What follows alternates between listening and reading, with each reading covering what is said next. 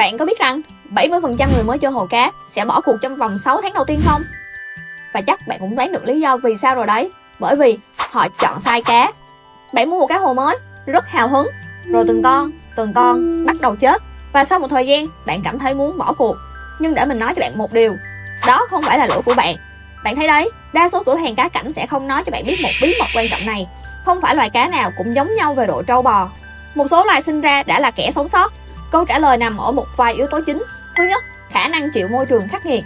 Những loài cá này đến từ những nơi mà điều kiện nước thay đổi liên tục và chúng đã thích nghi để sống sót. Thứ hai, nhu cầu oxy thấp.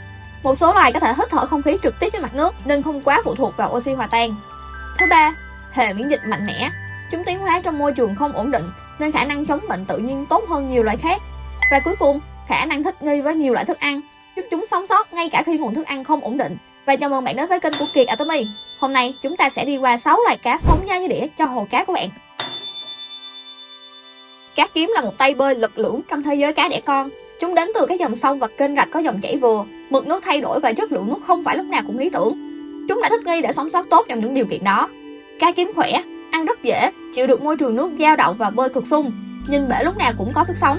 Vì bơi nhiều và lớn hơn guppy hay cá muốn, cá kiếm cần bể có chiều dài đủ để bơi. Và nếu bạn nuôi cá trống, hãy lưu ý, con trống đôi khi hay đuổi theo cá khác, nên nuôi theo nhóm và có cây hoặc đá trang trí để cá yếu có chỗ né.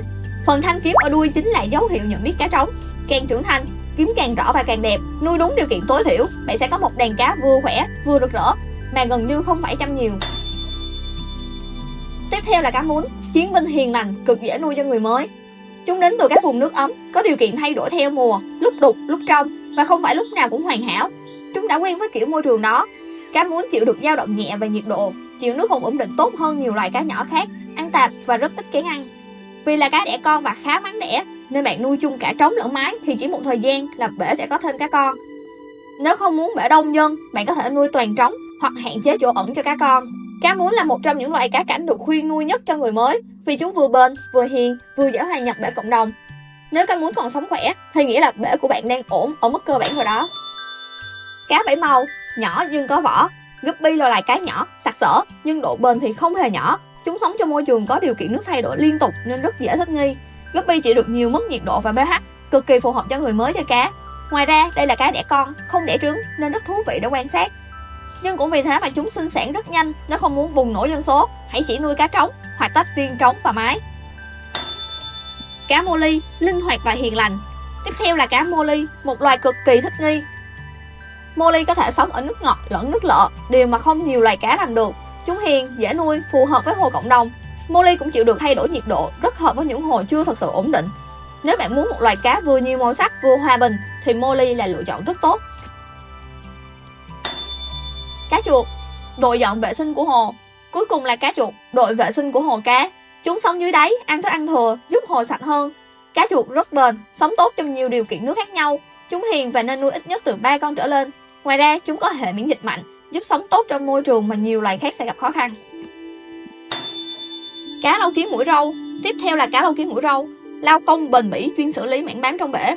Chúng đến từ các sông suối Nam Mỹ, nơi có nhiều gỗ, lũa, đá, nước đục theo mùa và nguồn thức ăn chủ yếu là tảo cùng mảng hữu cơ bám trên bề mặt.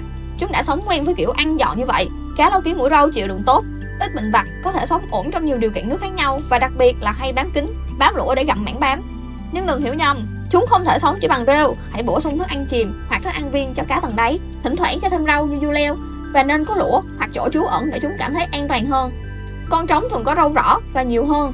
Đây cũng là lý do chúng được gọi là cá lau kiếm mũi râu. Nếu bể bạn có nhiều mảng bám mà bạn muốn nhàn tay hơn thì cá lau kiếm mũi râu là sự lựa chọn cực kỳ đáng tiền. Nhưng đừng hiểu nhầm, cá trâu không có nghĩa là bỏ mặc.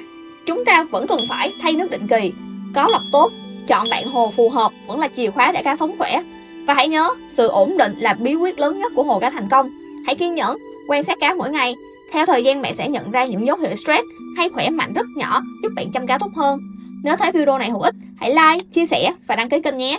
Hãy bình luận cho mình biết bạn muốn nuôi loài cá nào nhất, hoặc bạn đã từng nuôi loài nào trong danh sách này chưa. Cảm ơn bạn đã xem và hẹn gặp lại ở video tiếp theo nhé.